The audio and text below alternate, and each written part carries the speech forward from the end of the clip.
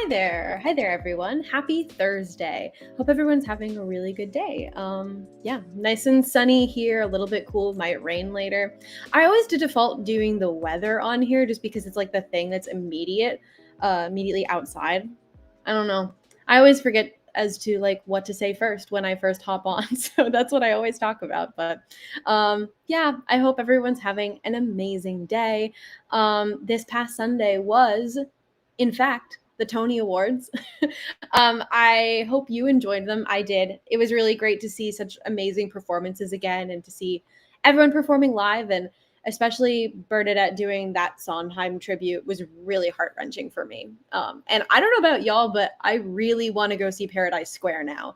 So I don't know. It's always great to see performances of shows that you don't know. That way you can get more acquainted to them and go support them. But yeah, with that being said, let's go ahead and get started. Welcome to episode 34 of Overtures. My guest today is a 2021 graduate of Wagner College, earning her degree in speech and theater performance. Colleen is an actress for both on-stage and on-screen work, her credits ranging from off-Broadway to independent films. Between acting jobs, Colleen works in as a stand-in and body double for various TV shows and films and is currently based in New York City. She's not only incredibly talented, but so funny and very, very hardworking. So I'm really excited for you all to get to know her. This is Colleen Kelly. Hi. Oh, you're so nice. Thank you. It's true. How are you doing today? I'm good. I'm here, also in New York. How are you? Good. Yeah, and you were saying earlier before we went live, you just got back from North Carolina, so yeah, traveling all over the place. I got to see my whole family, my dog. It was very nice, and now I'm back. So the second that it was hot there. when you finally get to see animals, you're like, thank God. You're like, I want to hug them and squeeze them and all that good stuff. And then you come back and you're like, I don't have one here. Yeah, I wish she was like on the couch with me, but no, she's not here. Nope, she's I'll see her again. She's fine. She's very small. She's very cute. She's a miniature poodle for all those at home. That's so wondering. Cute. That's so cute. So context as to how we know each other, pretty obvious from the bio, Wagner.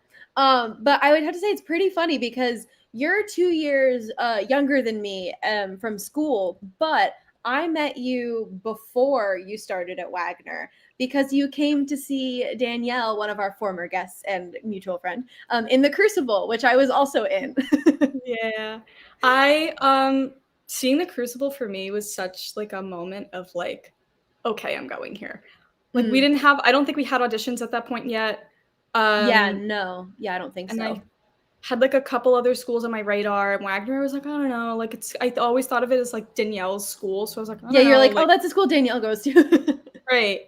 So then I was like, I don't know if I like should just have my own school, but then I went and I saw that show and I was like, this is a student-run show, and it's really cool to see like everyone run it without like help from the faculty or anything. It was cool to see like what the students could do on their own.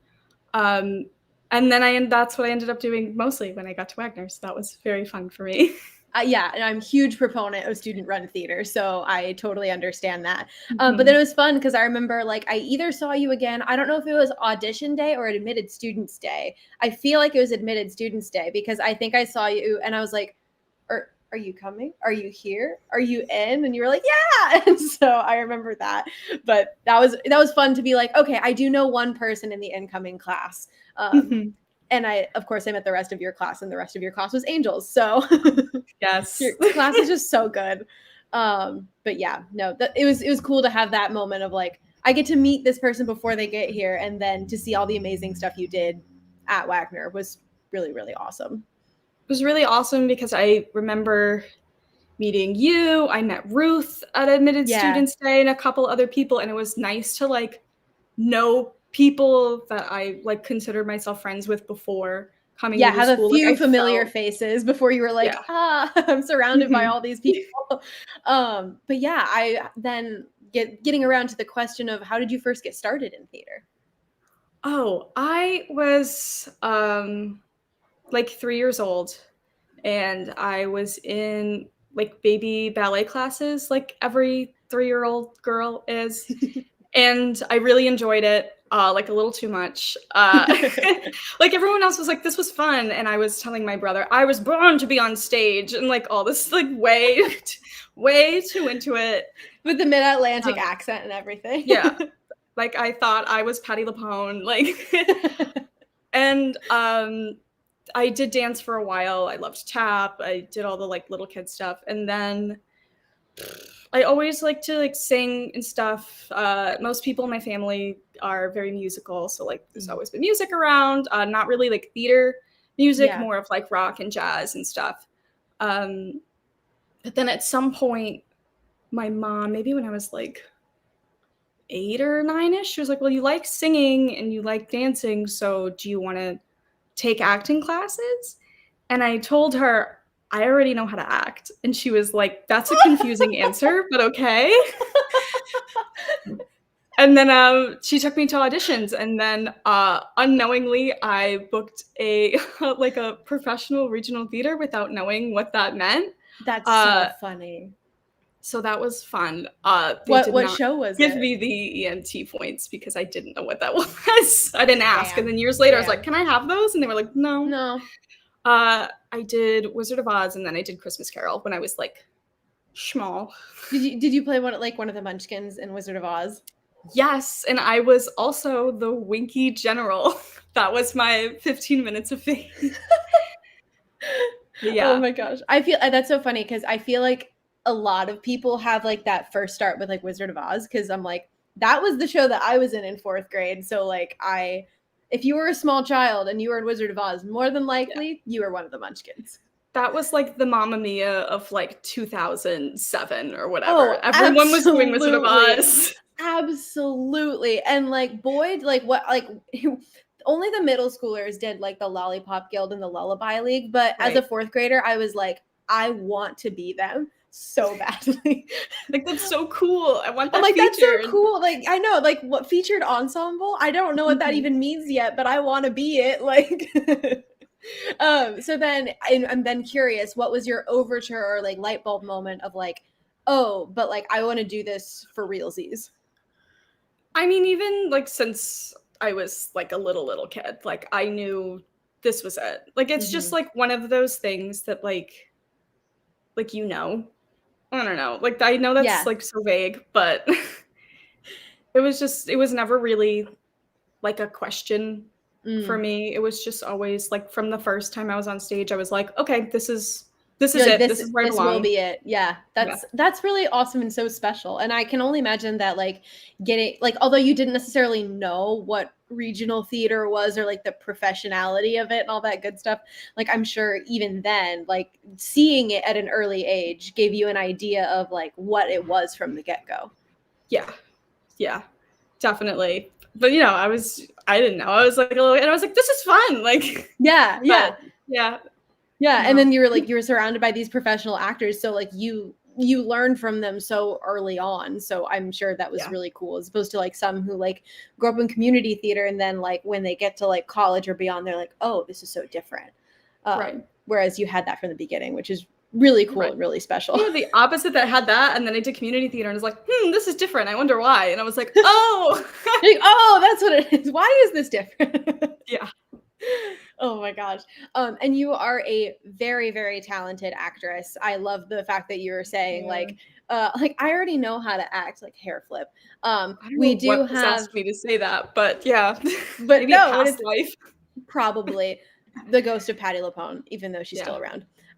So I have this clip that you sent me of this monologue that you do. I love that it's literally called like Colleen Kelly Dramatic AF monologue. Right. That's I think I changed my like little things to like little funny things to send them to you. And I'm like, this is cute. Yeah, this was a callback for something that I did not get. But I liked it, so I use it now. But it was like a poem that they sent us or something, and they were like, read this like a confession. And I was like, okay.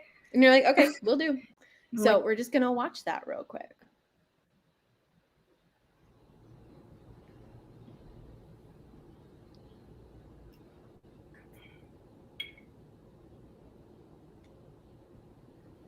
My mother never forgave my father for killing himself.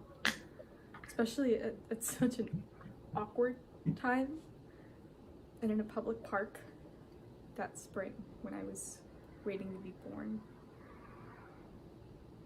She took his name and locked it in her deepest cabinet and would not let him out, though I could hear him thumping. And when I came down from the attic with a pastel portrait of a long-lipped stranger with his deep brown eyes and a brave mustache, she ripped it to shreds without a single word and then slapped me hard. In my 64th year, I can feel my cheeks still burning.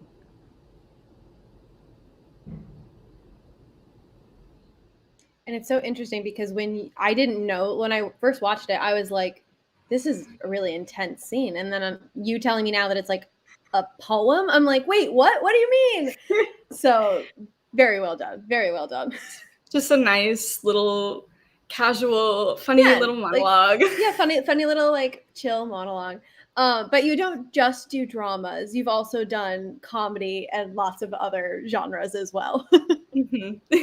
I keep thinking of like you in Little Shop and being like, oh my gosh. I tried watching Little Shop recently and I'm like, what am I doing? I would do it so differently now. And I'm like, who is that? What is she doing? What is You're this like, what are these wig? choices? The choices that she's making. I have no mix in any of those. It's all like head voice or belt. There's no in between. There's all scrouting. Yeah. So like, I know I'm probably never gonna play that part again, but like if I did, I'm like, oh, it would be totally different. We all have those certain roles that you're like, oof, yeah, I should have done that much differently. But then crossing into I was saying like doing like lots of other genres. Our good friend Liam sent in a question and he said, what was your favorite show to work on and why was it Pinocchio? Why was it Pinocchio? I will group Pinocchio into this, but my favorite shows to do are shows that my friends have written across the board. Like they've always been my favorite. I know I'm biased, but they're really, really, I'm friends with some ridiculously talented people. Yeah. Namely Dan Smith, who's also a previous guest who wrote the show. Like, insane. Like, I don't know why people who are so talented are like friends with me. Like I feel like whenever I'm around them, I'm like, are you sure? Yeah. One of my all-time favorite ones to talk about is Sick, which is what, yes. Like, it still blows my mind how well Emily wrote that. And I've still only seen the 10-minute version from originals, and I haven't even seen the expanded. I haven't even seen. I know. I gotta find someone who has it, but I have it. There you go. You gotta send it to me. Can you, for those who don't know, can you give like maybe a little bit of a better premise than I could for what Sick was, written by Emily Lagasse? Sick was a play. It was 4 of us in the whole thing, and it mainly focused on a character, Sarah, who has like this disease that no one can really figure out. She's had it since she was a kid, and the parents are trying to figure out what's going on, and it's very dramatic. But I played the funny character in the very sad show, which is the easiest job ever because everyone is dying to laugh. So I could be like, woo, and then they just laugh. And it was and you're like, I got this. They're like, I have them in the palm of my hand. Yeah. Without giving away too much about the show, that is the premise of it, basically. But she's trying to do things like go to prom and like go to college and have a normal life, and things are getting in the way. And things become clearer as time goes on. Yes. Yes. Just a little dramatic plug there. But then I know your experience with Pinocchio then in particular was also incredibly interesting because that wasn't just a student run production, but like you guys got to fully do it off Broadway. Right. Which is so funny. I mean, like, to me, I mean, that was that, and then I also did The Forgotten Land by Yes. Dan Smith. The next year, it must have been the next year. I can't I keep think track it of was the time following anymore. year. Yeah. Following year or 2 years, it must have been the next year. I remember that was the summer I was living Yeah. at Wagner. It was a very weird time for me. Yeah. um, but yeah, that was it just felt so, especially while I was in college, I felt like so adult being like, oh, I gotta go to my show. Yeah. Like, Oops. because I gotta go to that show is rehearsal. like it, because Dan had the script, but like you guys workshopped and developed it from scratch, Yeah. which was Yeah. really must have been such a really cool and interesting experience. It was. It was that, yeah. I mean, that's also like one of my favorite. I remember, not to go back to sick, but to go back to sick. But Yeah. there was a whole scene, one of my favorite scenes in the show. I wasn't in it, but it wasn't in the show until like a week before, and we were Oh doing my some like gosh. improv exercise, and I was watching because I'm like, I'm not in this. And they did like the most beautiful improv scene I've ever like seen in my life. And I was sitting next to Emily and she was like, this is in the show. We're putting this in the show. So it's like little moments like that. I remember we had stuff like that with Pinocchio where we workshop. And then that one had a lot of movement with like Mm-hmm. people on each other's the table. My parents' Amish table was the star of the show. There was a review that we got, and it was like everyone was fine, but that table was so cool, and my parents still like joke about that. That's so funny. Like little things like that have always been super super fun because that's like Mm-hmm. that is theater, like that's Yeah, like that bohemian, like we're putting it together, like kind of yes, insanity. the artsy fartsiness. Exactly. And then that's kind of funny tying into this next part which we were talking a little bit on before we went live. But so you have this experience where you're like, oh, we're creating this thing together, we're doing it in person. Da, da, da, da. And then while you're at school, pandemic happens and you got to do your fair share of Zoom theater. Mm-hmm. But as far as I'm aware, a lot of it was like still original works though. Yeah, Yeah. definitely. So Because what that's were some of those experiences?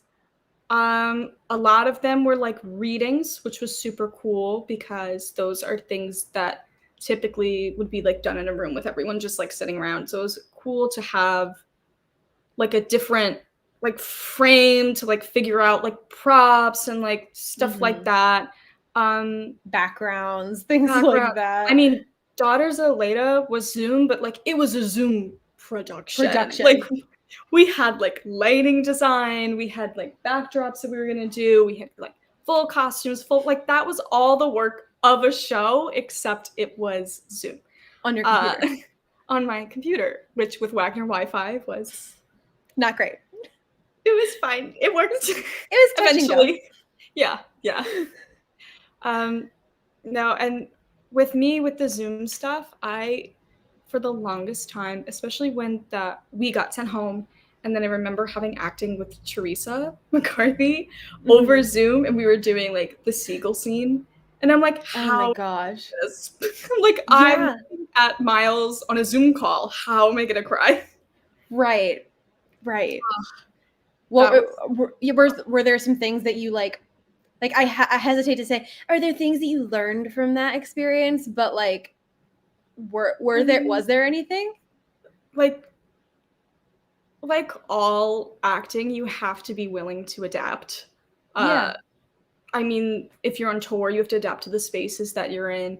If you're on Zoom, that was basically just a different space that we were in, so we Right. had to adapt to that, and that, uh, while so stressful, and I mean, it was upsetting to be sent home from acting school to do acting on a computer. Right. But it was, we learned a lot because you learn how to make the Forced you, best out of things. yeah, Yeah. it forced you to adapt to those situations. Yeah. So and obviously aside from like acting, but we were talking about Little Shop earlier, you do a fair amount of singing. I have this super fun clip of you skrelting your face off. So I'm going to share that in just a second, but I also want to know, was that for anything? Is like, That- or was this clip for fun? Like, what's happening here? It was originally for fun. As you can tell, there's no backing track. It was gonna be in my book, but I was trying to figure out like what Cut. riffy stuff I wanted to do. But I did end up sending this to something that it did get me a call back. So I was like, oh, it can't be that bad. But my tongue is red. I just had a lollipop. Yeah. I'm literally Your like screaming and mask making- is like above, like below, like right on your chin. Yeah, because I'm ready for someone to walk in so I can be like, Yeah. But yeah, it was. I look crazy in this. Just don't look at my face. Just listen. Just listen. Just listen. Oh my god, it's so fun. Wow, she's an icon. Let's see.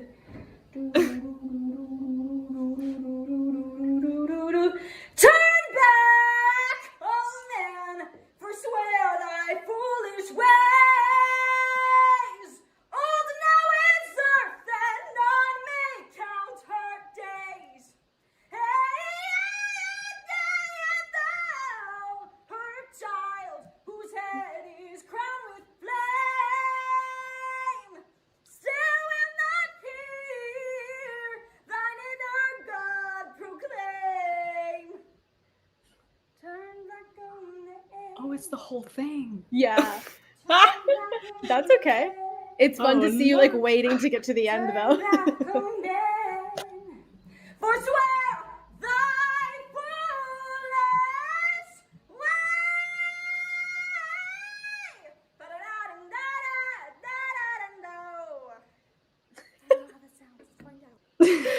I love the apologetic. no. I don't know what's happening. don't I'm know. sorry.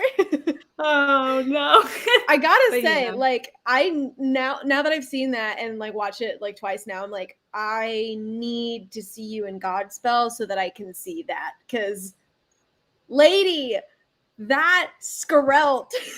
It's a skrelt. It really is. It's so loud. It's the iconic.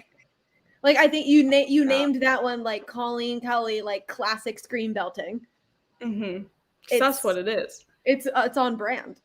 And that used to be like all I could do. I remember when I went to Wagner, it was like, that is what you're gonna get. And I had a voice teacher who I will not name for one semester. And I didn't think I was a bad singer when I went to Wagner, but I thought I was pretty okay. I thought I could use some work on my head voice, but I was like, okay, I'm not tone deaf or anything. If I remember correctly, I think we shared this voice teacher for a semester as well. I think we And then we both switched to the same and person. then we both switched. I remember her saying in one of my first lessons, and I was a teeny tiny little freshman. I was waiting for the school. I was scared of everything. And I remember her after I sang something, and it was like, fine. She looked at me and she went, I don't know what to do with you. And I was like, that's horrifying. I was like, do I suck? And then I switched, and then Amy Williams, the love of my life, gave me my head voice. Yeah. And you were like, thank you.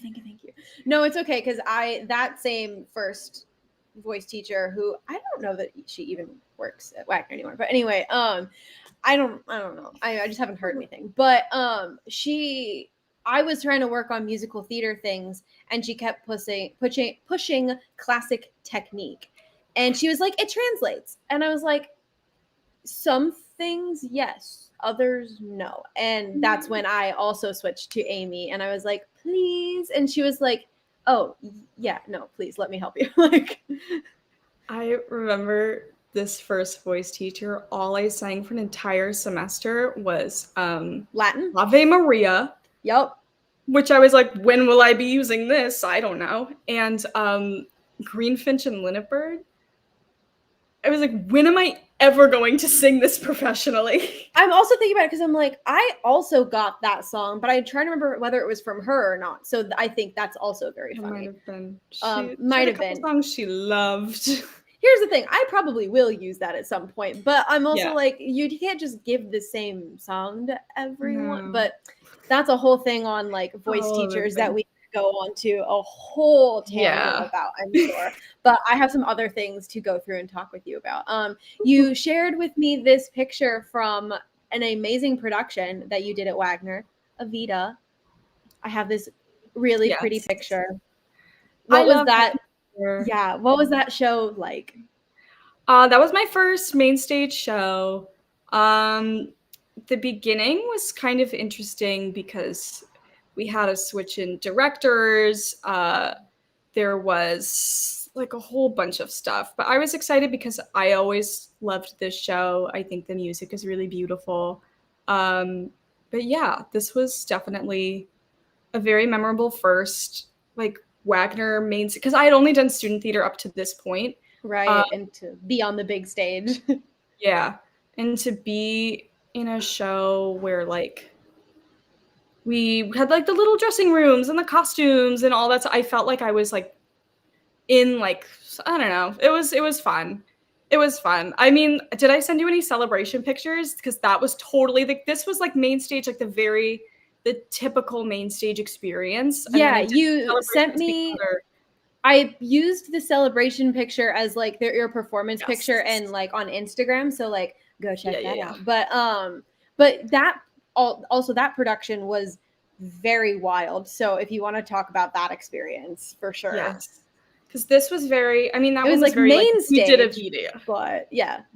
Because Avita was very, we did the show, it was on the main stage, it was very nice, everyone did a great job, everything was pink, Yes. that was fun, I love pink, it was it was fun, and then I was kind of expecting Celebration to be, it was post-COVID, so I was like, it'll be similar, but like the COVID things will be different, and it was not.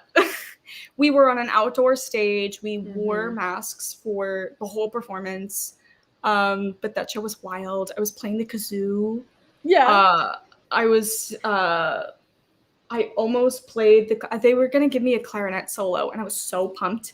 I don't know if I sent you my instrument. That's what I sent to them, and that's what got me into the show. It was funny. So I I was going to like talk about like your dance stuff first and then get into that, but I'm like, this is the perfect transition, so I'm gonna bring so up that reel now. Did you put together this reel when you were like during quarantine kind of thing?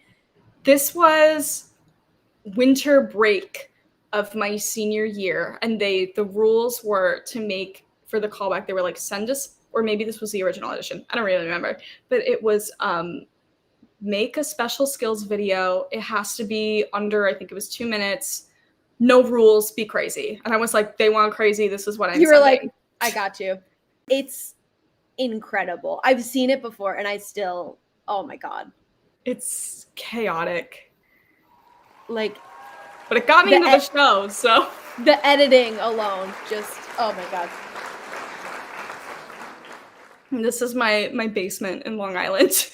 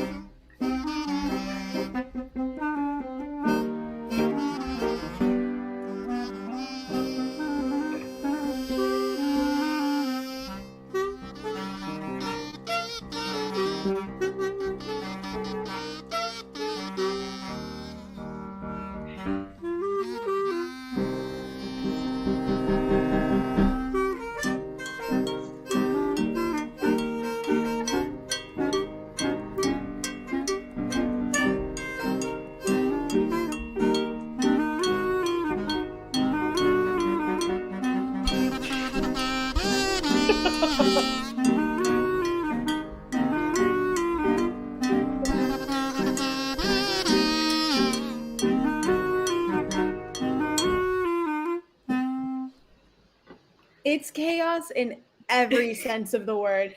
For those who may be listening, like, I don't know, like via podcast, when this eventually like turns into a podcast, I just need you to know Colleen is playing every single one of those instruments. It's been edited to the most beautiful ways, like fully colorful. She's like running around her basement, like playing all these instruments. How long did it take you to record all of that? Far too long for an audition. I'll tell you that. I had nothing to do. I was You're like, I'm gonna maybe put like every single effort. I did. I was like working 40 hours a week, and I was like, oh yeah, I'll just like do this on the side. This like fully became because I'm like I'm like, there's a certain amount of like, I'm sure audio and video editing involved in that we didn't see, that I was like, oh no, this isn't just like stapling it together like TikTok or anything. Like this is like full editing. A lot of the musical phrases individually are like pieced together as well. So even like it's not like one clarinet track and one like it's oh my god. It was like the best from me doing it, and then the editing took a while, and then yeah, because I thought like halfway through editing it, I was like, this is gonna be horrible, and I'm gonna have nothing to send these people. And then it turned into the beauty that we just watched. So. And look, when I don't know if you have a website, but it has to be on there. It is. Okay, good. On there. And I think I've sent it to Hadestown before too. And I'm like, you know what? I play instruments. It's not accordion. Look, but like, it's gonna make their day in ways that I can't even imagine. Yes. And then at the end of that video, I think I attached special skills for like puppeteering and like jump roping. But I mean, like that, I should have just sent them. Like, it's so much better. Like, that's all they needed. Yeah. And that got you into Celebration, which must have been so much fun. I got to watch it via live stream, and that's such a wild show. It's like no one ever does it, nor do people know it. Like, no. That show is so weird. It's so near and dear to my heart. It was so fun. That was one of those shows where like I looked forward to every single rehearsal because it was such a group effort. Well, and it was like I think like the first live show that Wagner did back, right? Yes, and we had one, so there was a lot of drama with that I believe it was the week before the show. We had originally 2 cast members test positive for COVID. So then, and we had no swings. We had understudies, but they were in the show. Yeah, I'm like, you'd think we would learn, but one thing we don't do is learn our lesson. Oh God, because there's been like too many shows to count at Wagner that like, but whatever. That's besides the point. I mean, like that's all college theater that needs to like pull it together on that front. Right. But so then we added in 2 swings who had a week maybe to learn everything. It was Lee and Sarah, and they crushed it. But then the 2 cast members, then like 2 more people got COVID, and I just remember we were all like crying on Zoom. We're like, we're not gonna do the show. And it was very theater kid sad, dramatic.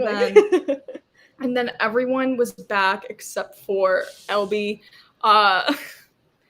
But then we did the one performance. We did one performance the day before without Miles. That was like a preview, and Miles was like the lead. And we had Camila, who was our assistant director, step in, who also crushed it. So we had that performance that I don't know if that was taped. It might be somewhere. Yeah, I didn't see that one, unfortunately.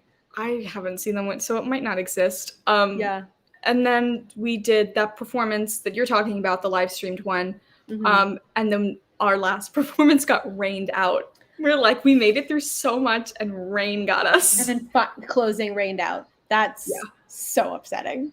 It was brutal. But we have the one performance, and we were like, we didn't think we were gonna have any, so we got the one. I am very upset though about that performance because I had a kazoo solo where I got a mid-show applause, and they cut me out of it. I didn't know that. That's so upsetting. Villain ordered origin story. I don't know why. They like zoomed in on like Remy just watching me play the kazoo, and the whole time we did like a viewing of it, the whole cast, and all of us were screaming. We were like, "Where am I? Where's the kazoo?" And you can hear it. You can hear it. You just can't like just a disembodied kazoo. Yeah. So I was like, "How dare they?" God, that is a villain origin story if I've ever heard one. Like, yes. Oh my god. Ugh. And so then, aside from all of these incredible special talents that you have and you do, you also dance, as we were talking about at the very beginning. And so we have a little clip of you tap dancing. So gotta show that real quick. Yes. This is new. This is from recent, maybe from like a month ago. I recorded this. I look incredibly awkward, but it's fine. It's the sounds that matter.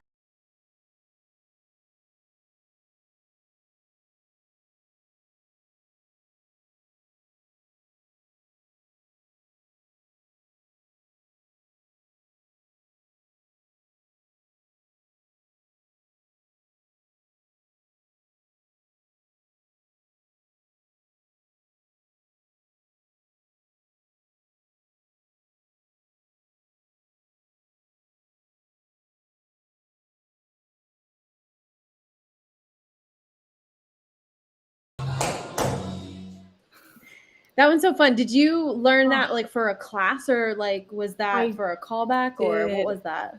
I learned that in Top 4 with Emily Jean Phillips. And then a year later, I was like, I need a tap reel.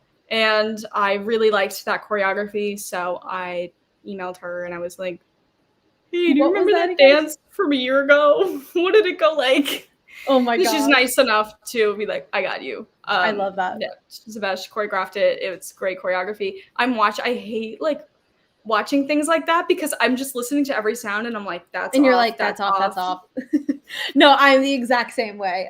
What I love is the song choice for that one, because it's always fun when you get like really interesting songs for tap dances, because you're like, oh, I wouldn't have expected that, but that's so much fun, and I love that one. Is and tap I thought one it was of your a little on brand for me. Yeah. I was like, oh, it's like rock and roll. Like, okay. Exactly. Is tap one of your favorite styles, or are there other ones that you really enjoy? Tap is for sure my favorite. I get by with ballet and jazz, but it's not my wheelhouse. Especially ballet. Like I really did not struggle, but like I made sure when I was at Wagner, I was like, I have to take ballet, not because I like it, but because it needs to be better. You're like, because I need to get better at it. Yeah. And yeah, I'll never be in like on the town, but you know what? It's fine. And you're like, I don't okay. need to be. I'm okay with that. You're like, there's other shows that I can do, and that'll be fine. Yes. Oh my gosh. And you graduated from Wagner in 2021, and you, as far as I'm aware, you moved like right into the city, like right after graduation, didn't you? So how has your post-grad adventure been so far? I know very busy too. Yeah, it's fun. I moved in August of 2021. My parents were moving at the same time. They were moving to North Carolina, where I just was, from Long Island. And I had some money saved up from like part-time jobs from between breaks. So then I worked from when I graduated to that August, like all the time, saved up as much money as I could. I was originally going to live with like strangers from the internet. Oh my gosh. And then luckily I found a great apartment with some people I knew from home. So that really lucked out for like the exact time I was looking for, a great location. Love that kind of serendipity. Oh, thank goodness, because I see like horror stories. I mean, some people it really works out for them, but I see like horror stories of people living with strangers, and I'm like, that could have ended very poorly for me. You're like, that could have been rough. Yeah, for sure. And when you first moved into the city, you began with like a lot of like doing background work in things, right? How did you get into that? So I did that like as a side hustle in high school for like some extra cash here and there, and it earned me my SAG eligibility, which I held on to until like a couple months before COVID happened. Because I was like, oh, I'll go audition in the city and I'll be SAG. And then, I didn't do that. So then I I was doing that as a side hustle when I moved, in addition to I worked at like a Blink front desk, like odd hours, like 4 a.m. So I was like, oh, I'll do this for some extra cash and then I'll be able to audition. And then instead of doing background, I did background for like a little bit. And then I was brought in as a regular stand-in for Law and Order Organized Crime. And then I was trying to balance that and Blink. And then I was like, why would I do that? Why would I do? And it's like, why am I torturing myself? I can just do this other thing. So I've been doing a lot more stand-in work recently, which is very fun. I like it. Nice. And also like it being like a union gig, as far as I'm aware, like that is obviously going to get you like more money, more hours. Like it's doing the thing. So for those who don't know, like for background work, that's the people who are like just happen to be in the background of scenes on like film, TV shows, all that stuff. It could be anywhere from like people at a bar, including the bartender. It could be people in protest scenes and such and so forth. But what's then the difference with being a stand-in? Mm-hmm. So my job basically, and it's going to sound really stupid. No, it's great. It's great. It's super fun.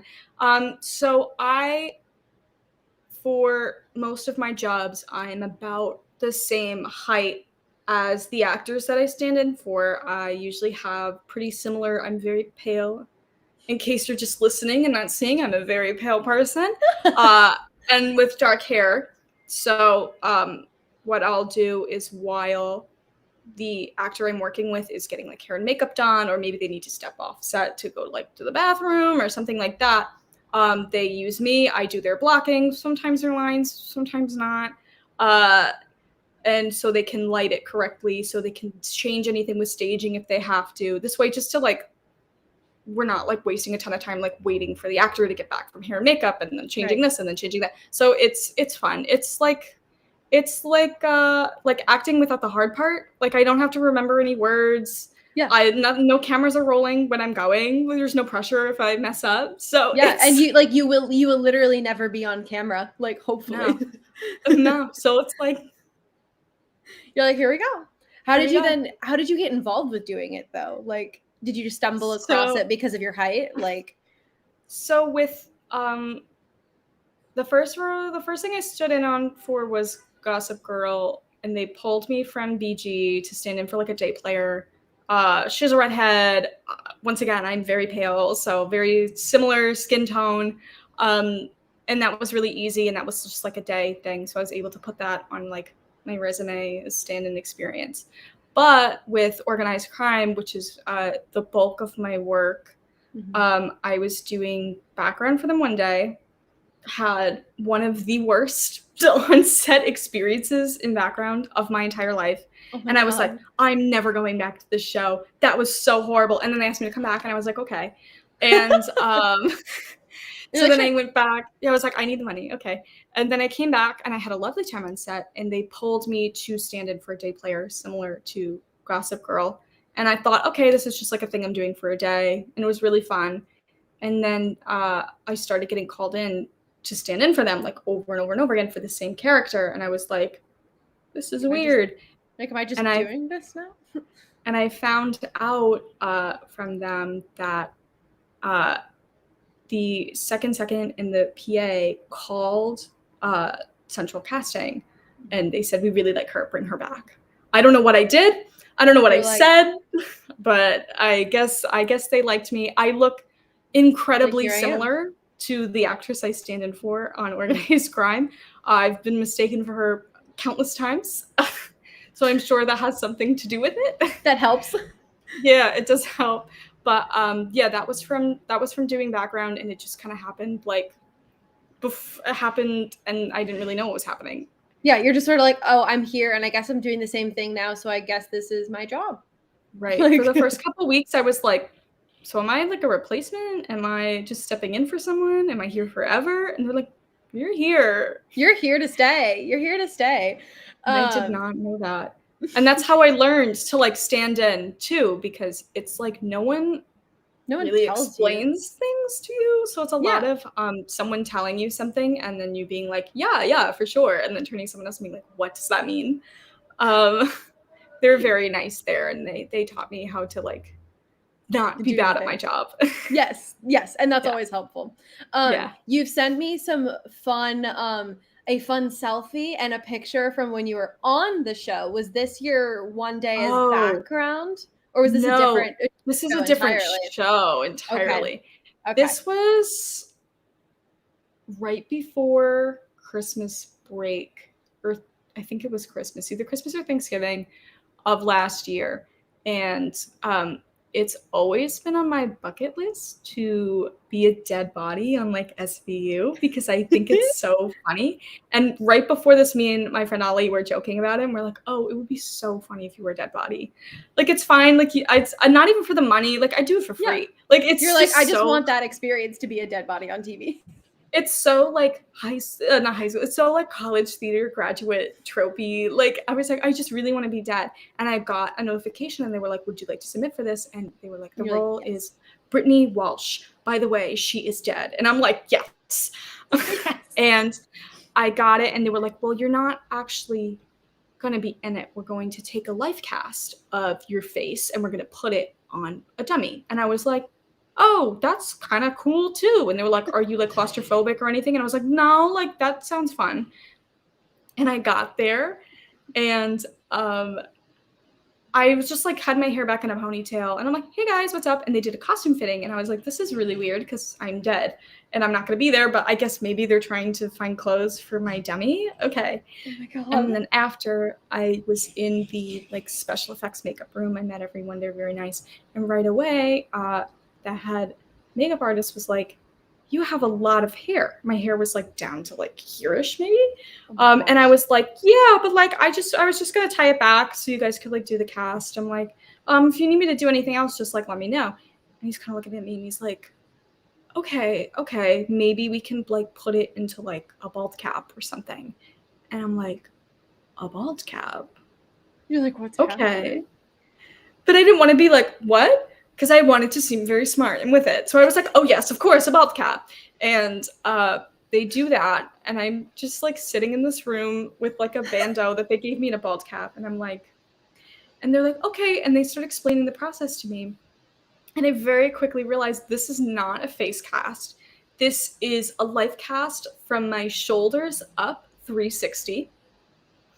Oh my God. Which is quite different. If you're familiar with iCarly, it's very similar to when Spencer Shay was making the mold of his head or his bust or something. Oh my God.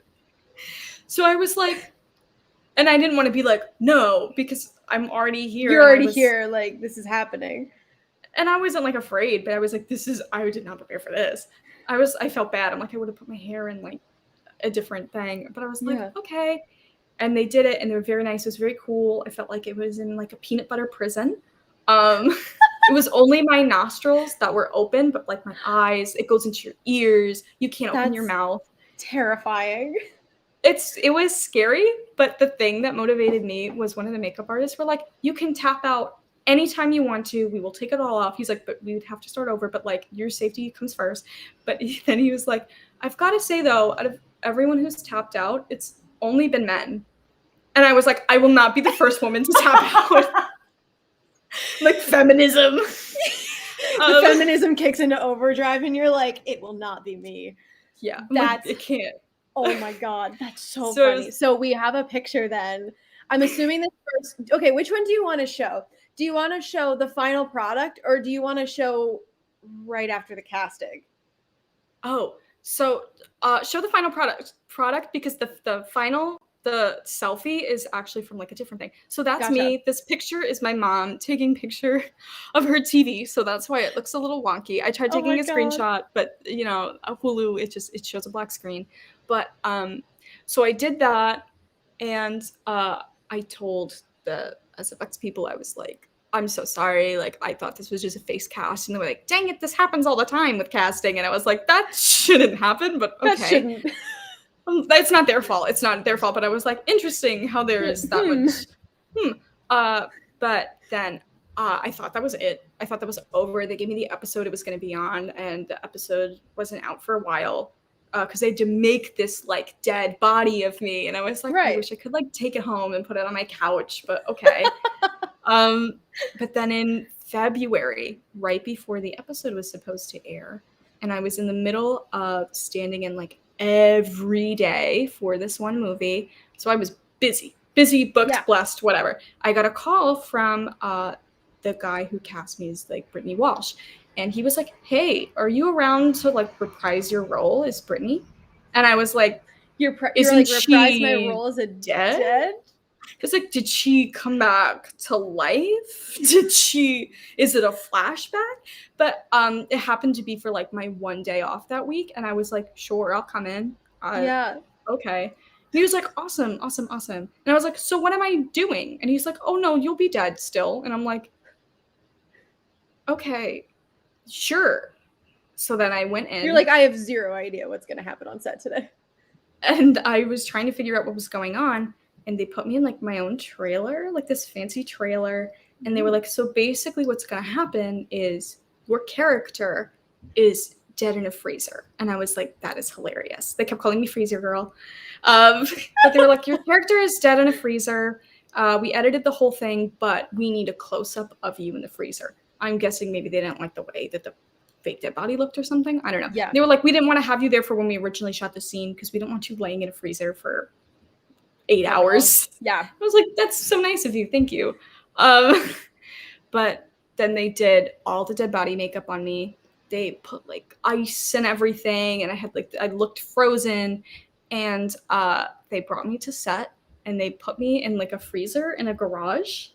And what they would do is they would put plastic over my face. And they were like, we want you to be able to breathe, but like you're dead. So like, don't breathe.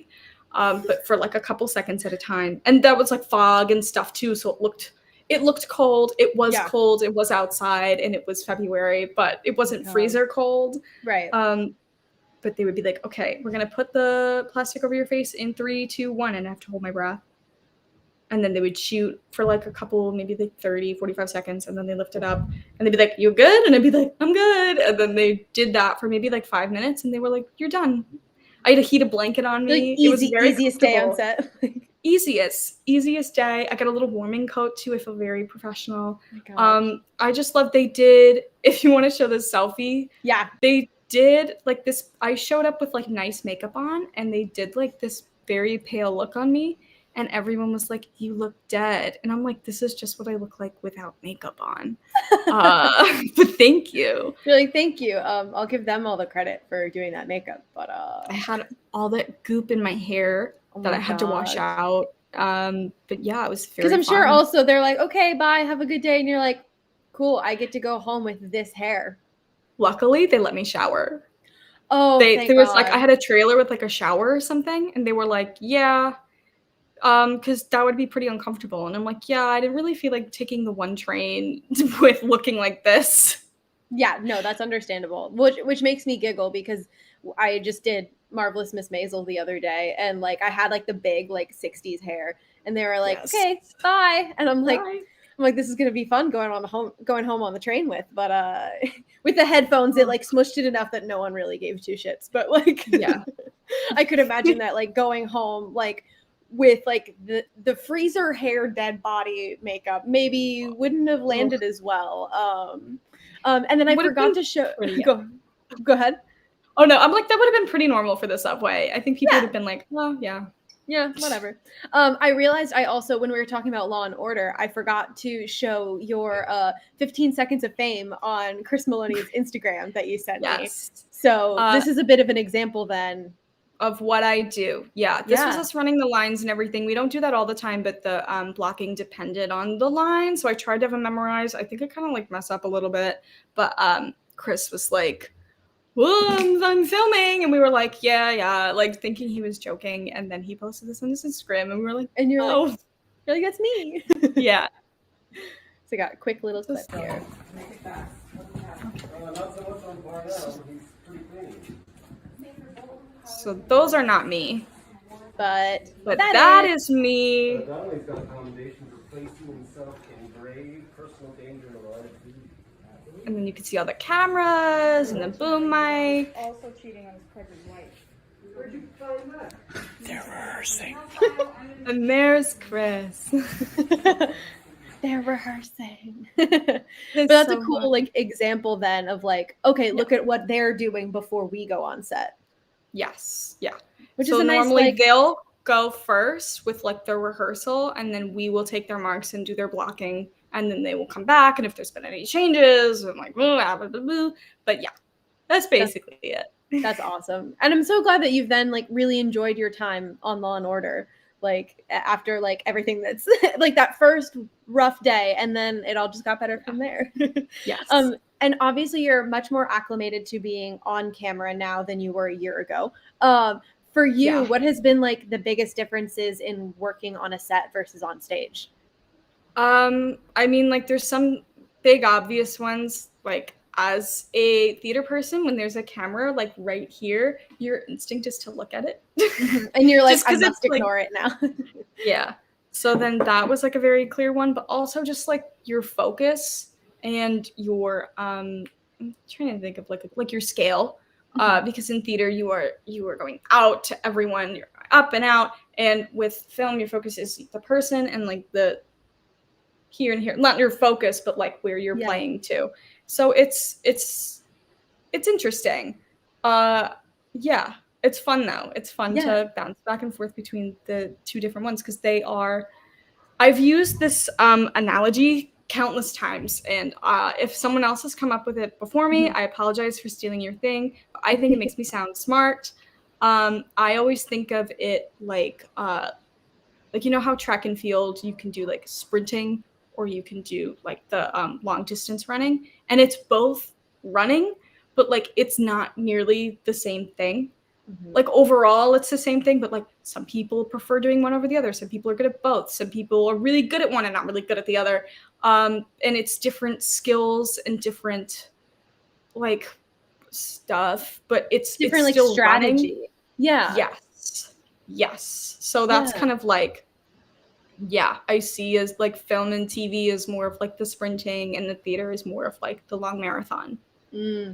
I can see that. And then it's funny because I could also see it like argued the other way. Because like with theater, like you show up, you do the thing, kind of like the sprint, and then maybe the cross country long distance is like, I'm filming this scene that's going to take 3 hours because we have to do it from so many different angles. So it's cool to like, I think that analogy can work in both ways. And I think it's a very smart one. So yeah. And it's crazy. We're already here at the end. We've hit the whole hour mark. I know. It's been so much fun chatting with you and all that good stuff. Where can people check you out on the internets, the socials, all that good stuff? My Instagram is _ Colleen Kelly because Colleen Kelly is taken. It's so sad. On there is my website, which is colleenkellyactor.com. You're like, and that should have my website on the homepage, has a lot of my links to like my backstage, my IMDb, all that fun stuff. But yeah, those are like the two big ones. Awesome. Love that. You can find me on Instagram and Twitter at Lora_Marjoram, and my website, www.loramarjoram.com. And you can find this show here on YouTube. Congrats, you found it. Yay. If you're watching, you found it. Awesome. Send a comment, do like, none of those verbs are correct for those things, but it's fine. Follow, set reminders, all that good stuff. We want you to join us live and say hello, jump in the chat and ask questions and all that good stuff. You can also find the show on Instagram at Overtures Show. That's where you can send in questions, be reminded of like all the upcoming guests, get to see their bios beforehand, all that fun stuff. And it's where you can find the links to the show on Apple Music and Spotify, which I'm now slowly beginning to upload everything. So this episode might be a little while until it's actually in just audio form, but it's fine. You'll get to it eventually. So yeah. Listen to the other ones in the meantime. Exactly. Get to meet Dan and Liam and Danielle and all the other people that we're mentioning because they've all been on.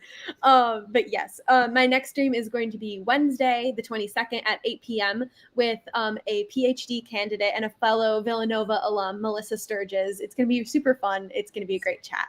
But yeah, Colleen, do you have any final thoughts for viewers live and in the future? I should have thought of something, but I didn't. okay. Thank you if you're watching this. Thanks for tuning in. Laura, thank you so much for having me. This was Of really, really course. fun. And I miss talking to you, but like this was I know. yeah. It was It's so been good. fun. I'm so glad. But with that, I hope everyone has an amazing day. And thank you so much for joining us. So with that, bye.